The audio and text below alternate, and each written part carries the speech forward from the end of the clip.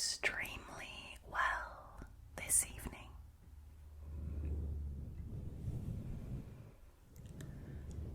Thank you so much for choosing to hang out with me tonight. I've got some more creepy encounters from Reddit for you to try and scare you to sleep. So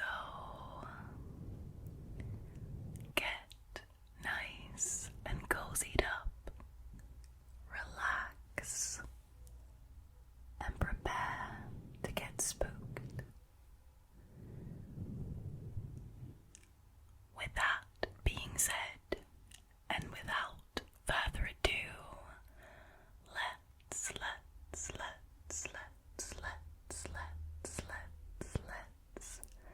get into tonight's stories, shall we? Alright, so the first story that I've got for you this evening was originally posted by a Reddit user called 0SHD.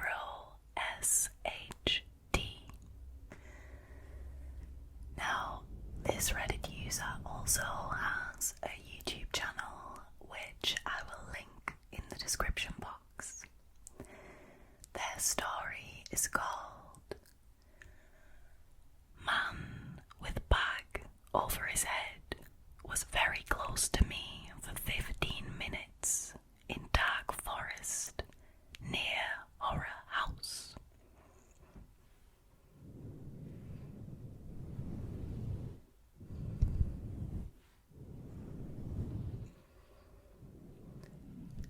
It was a cold October night around 11 p.m. when me and my buddy were cruising and stopped to take a smoke break. We got out of the car in a secluded area in a small village called Moorsel. The place we walked to was next to a dark running/biking track which entered a forest. We sat down on a bench outside the tree line, smoking a cigarette under the subtle light of the moon. Now, a remarkable thing about this spot where we were seated was that it was located in view within 50 meters of the Horror House of Moorsel. In 1996, 3 people were brutally murdered in there, and it has since been sealed up. It is known that the interior of the house was untouched since that crime. A documentary was also made about this, and that's how I know about the case. Here's the other thing I know. The 2 murderers are already released from prison, and at the time of my incident, one of them was let go from prison just months before. Back to the bench. After 10-15 minutes, our eyes were able to see better in the dark, and I started looking towards the dark path running into the forest. Between the trees, I saw something which I thought was a bag or a mask on a rope hanging from a branch at eye height. Now, I immediately told my friend what I had seen, and he came to the same conclusion. Now, we moved a few steps closer and we were trying to focus in on what we were seeing, and it was then that we noticed that it wasn't hanging off a branch, but it was in fact a grown man with either a bag or a mask on his head in the dark. He was standing in some bushes, and we saw the movement of his breathing, and that he was wearing some regular boomer clothes.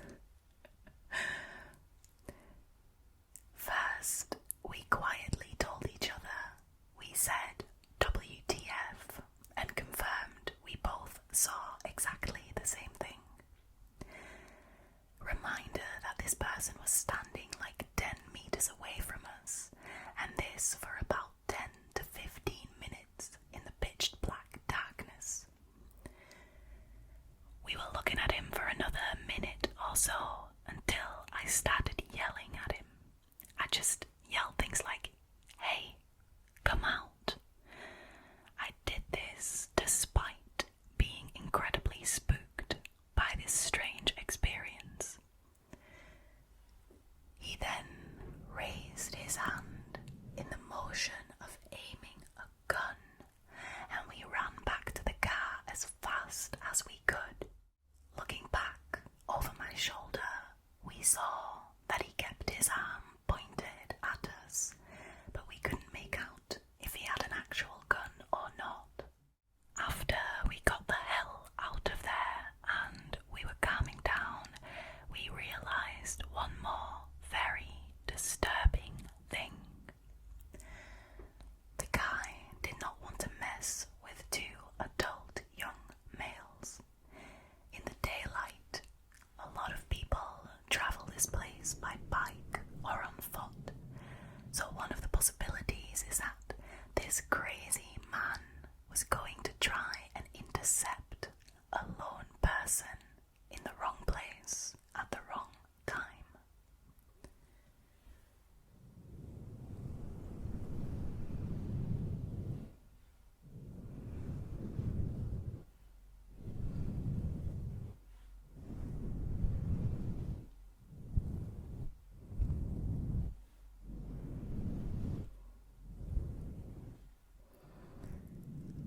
First of all, what?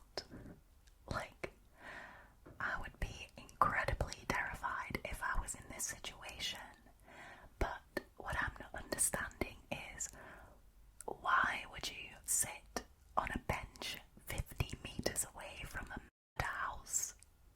Why would you choose that place for your smoking break? I don't understand. Maybe it's a popular spot for thrill seekers and ghost hunters. Who knows? Now, I spoke to this Redditor. He's actually a really lovely guy. And I found out that this happened in Belgium. So, Moorsel is a town in Belgium. And, I wouldn't be me if I didn't look into this murder, right? So I wanted to know what had actually happened. I couldn't find too much information, but I found this. So, the actual murders happened on the 3rd of October in 1996 in the village of Moorsel in Belgium. Now, the victims were an elderly couple named Maria and Franz. I'm not going to attempt to pronounce their last names, but it was an elderly couple called Maria and Franz. They also had their daughter, who was 45 years old, named Alice, living with them at the time, and she was also one of the victims, right? So, the bodies were discovered by Maria and Franz's grandchild, which was Alice's nephew, and his name was Chris. Now, the police obviously question him because he is the person who discovered the bodies, right? So, when the police question him, he just tells a very incoherent story about 3 people who were visiting or had been there at the house a few days prior. He called them 3 suspicious men. So, according to him, they had something to do with it, because when the police entered, the house was completely torn apart. Money had been stolen, so it looked like a robbery gone wrong, right? Now, I don't know how much money these people had, but they owned a hardware store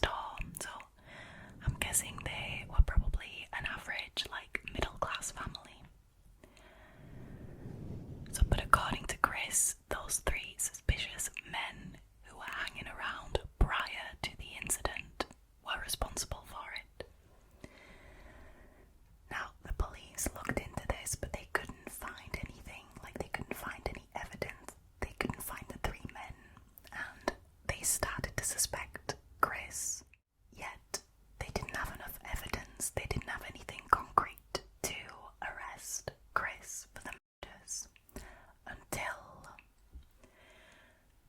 apparently at one point after the funeral, they discovered, they being the police, they discovered that a schoolmate of Chris named Arnold was trying to provide himself with an alibi at school for the 3rd of October, which I'm guessing is when they find out that both Chris and Arnold were absent that day.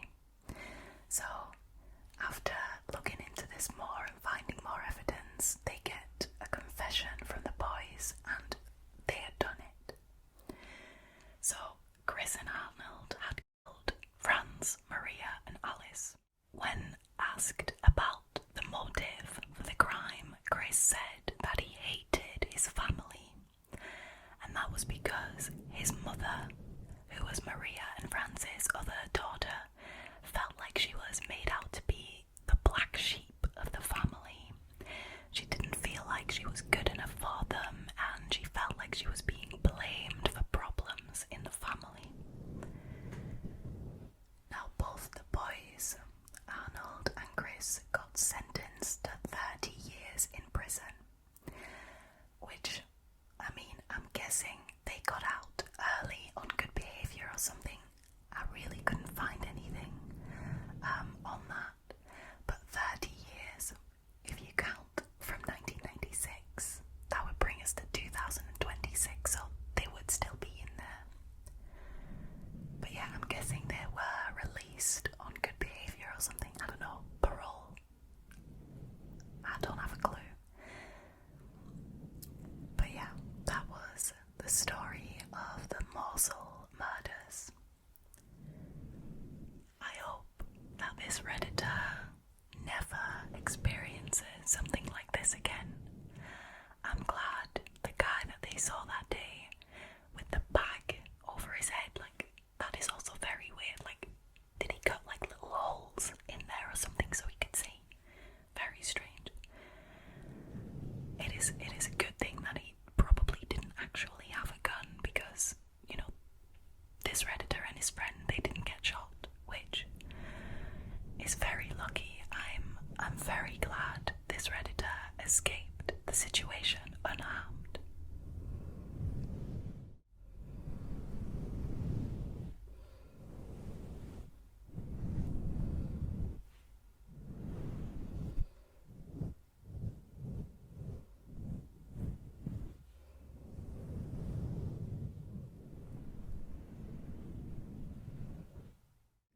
Alright, so the next story was originally posted by a Reddit user called 42Taylor0.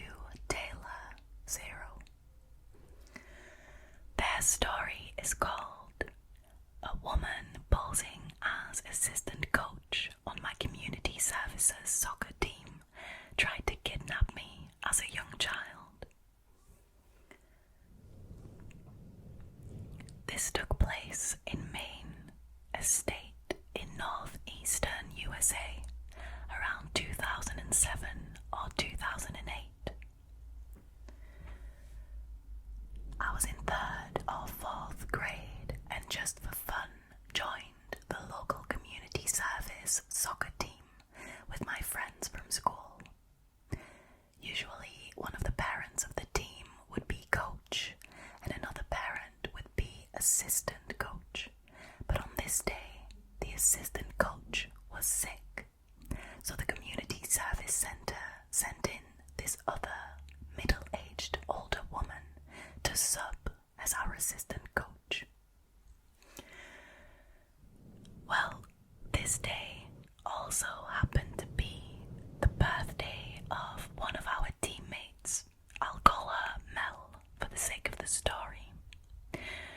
She was having a big sleepover party where the whole team was invited. It was all we were talking about during that game, and Mel was a really close friend of mine, and this would be the first time sleeping at her house, so I was really excited. During the game, as I was talking to Mel about the sleepover party later, that assistant coach woman I had never met before called my name out and waved me over to her.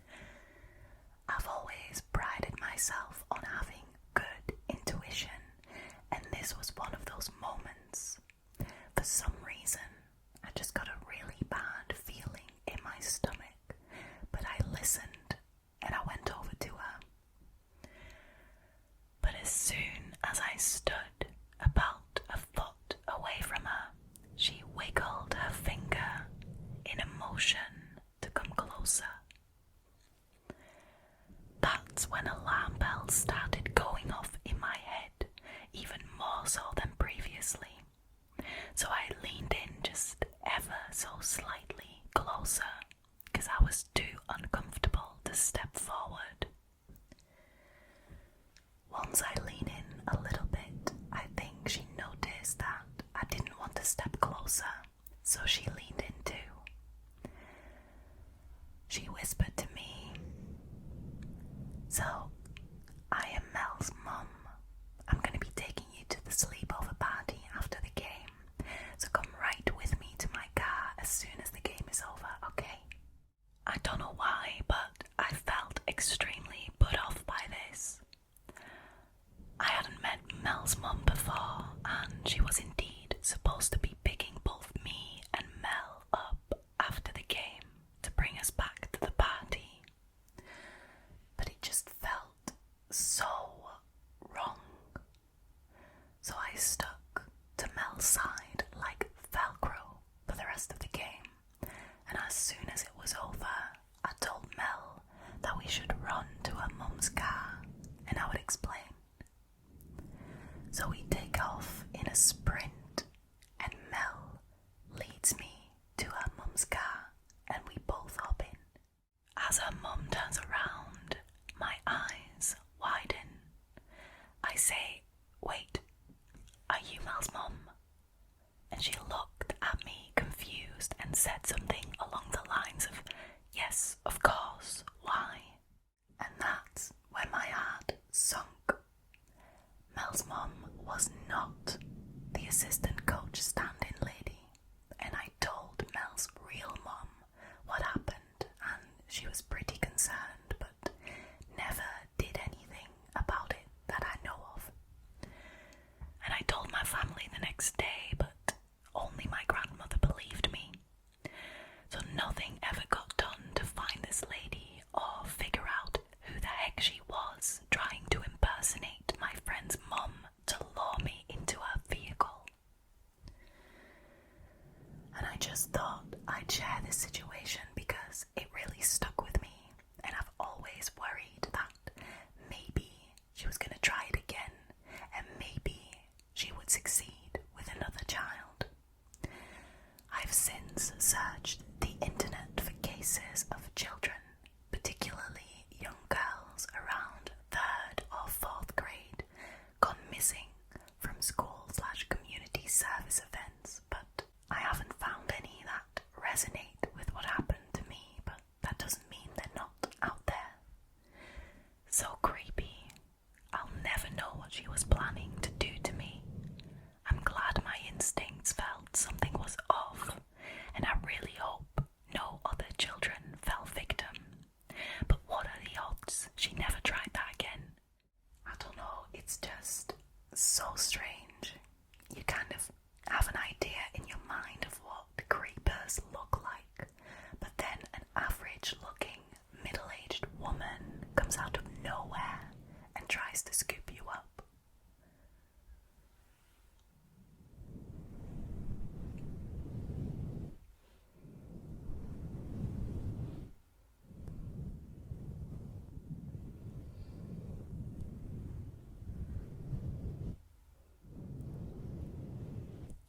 I feel so sorry for this Redditor because nothing ever really got done about this, and it is such a disturbing situation. She's exactly right. Maybe it didn't work for abducting her, but who's to say that this woman didn't try it again? elsewhere, probably. Wow, that is such an insane story. I'm so glad that this Redditor trusted her gut feeling and she stuck to Mel's side, because obviously the person who's going to know what Mel's mum looks like is Mel, obviously, but wow, that is very, very disturbing. You know, I've said it before on this channel, creepers, people who do these kind of things, the psychos, they don't always look scruffy and horrible. They don't always look the part. Sometimes they look like normal middle-aged women. Sometimes they look like normal businessmen. Ted Bundy. I mean, you gotta be aware of your surroundings at all times, and it's sad. It's a sad truth, but it is the truth nonetheless. You've got to stay safe out there and be, on your guard. And I think this Redditor did that brilliantly, even though she was only in 3rd or 4th grade, which would put her at like 8 to 10 years old. That is so young. To handle that situation so well is, I'm impressed by that. It's impressive. I applaud that.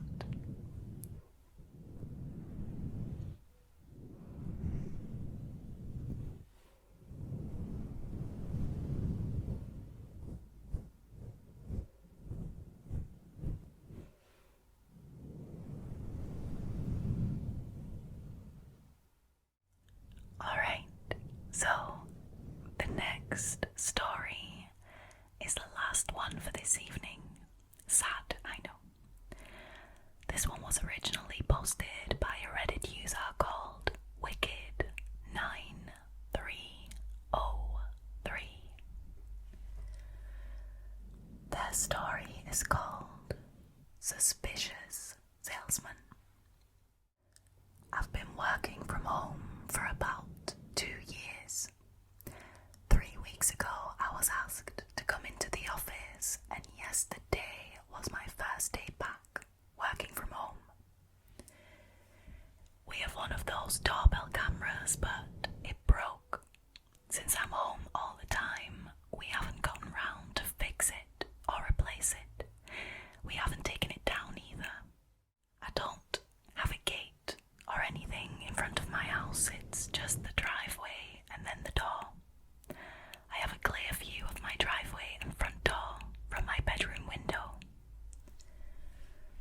Now, at around 1 p.m. on this day, there was a knock at the door. I looked out of my window and saw a man. He had a dark brown hoodie and jeans. He didn't look like he was expecting someone to open the door. He also pressed the not working doorbell a couple times. It seemed like he was paying more attention to the street, looking around, kinda nervous. When someone knocks at my door and I don't know them, I will not answer the door. I just stay quiet until they leave. High five for social anxiety.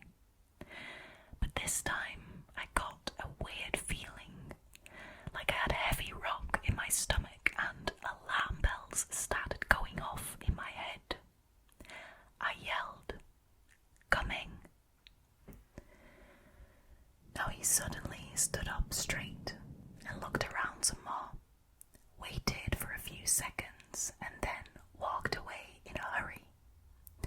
I looked at him until he disappeared out of my view. This was one of those moments where your instincts kick in and deep down you know something bad may have happened, and I can't stop thinking about it.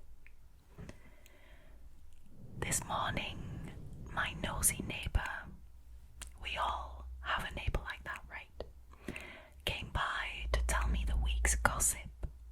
Now, it's my day off, so I was sweeping the driveway. Someone had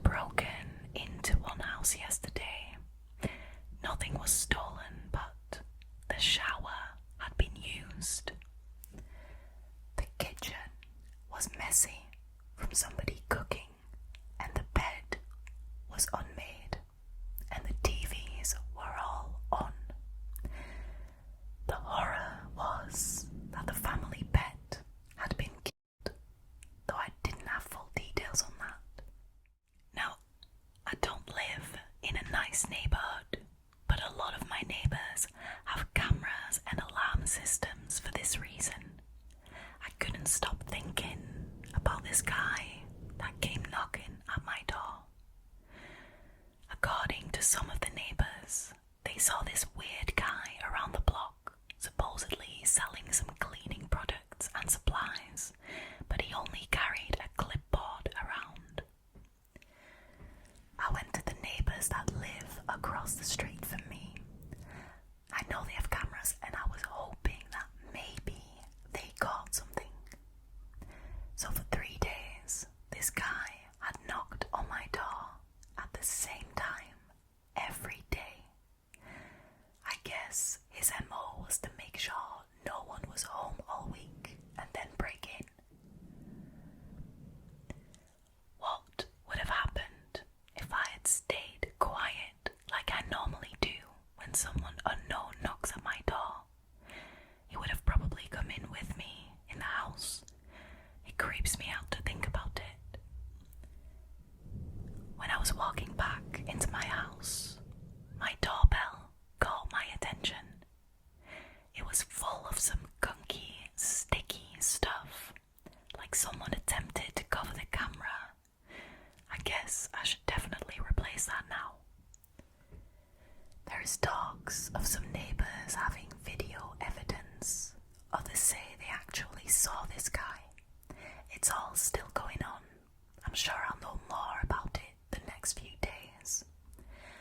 I'm feeling super anxious, thinking of going on a trip to visit my family just to get away for a bit. I don't live in the US, so the way police handles matters here is different. Now, there was an update. So apparently the family pet was a large dog, and neighbours say he started barking loudly at some point during the day, and then suddenly it was quiet. So that may be the reason why he was killed. There hasn't been any arrests or progress to this day.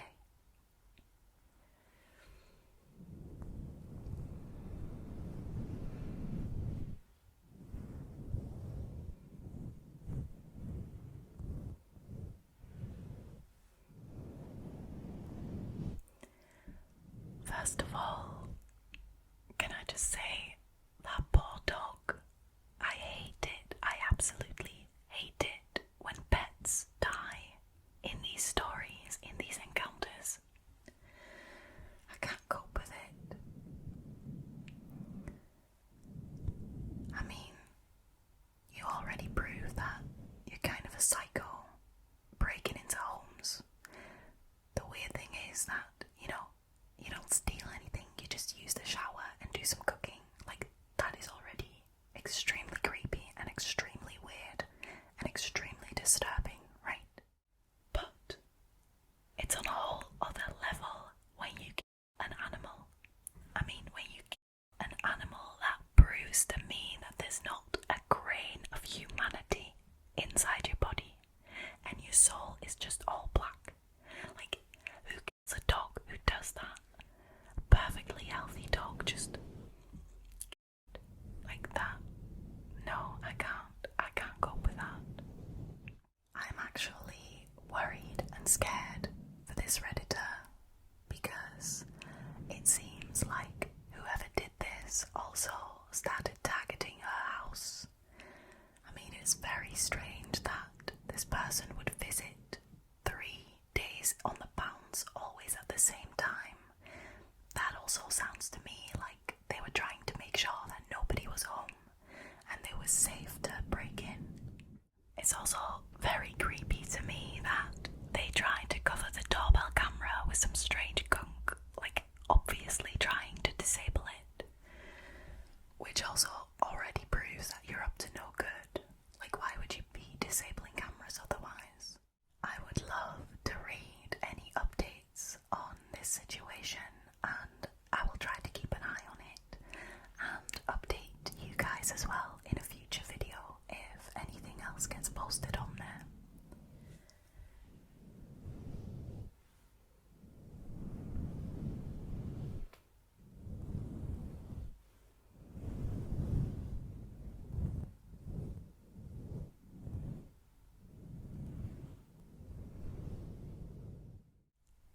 as always, a huge, huge thank you to the wonderful Redditors who allowed me to share their experiences with you guys on the channel.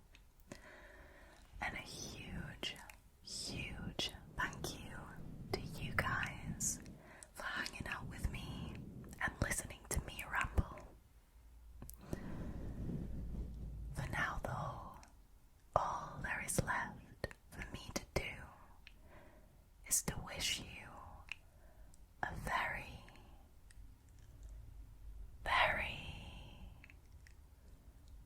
very, very, very good night.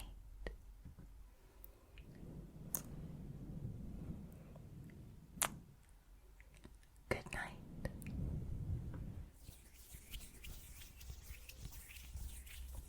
Sleep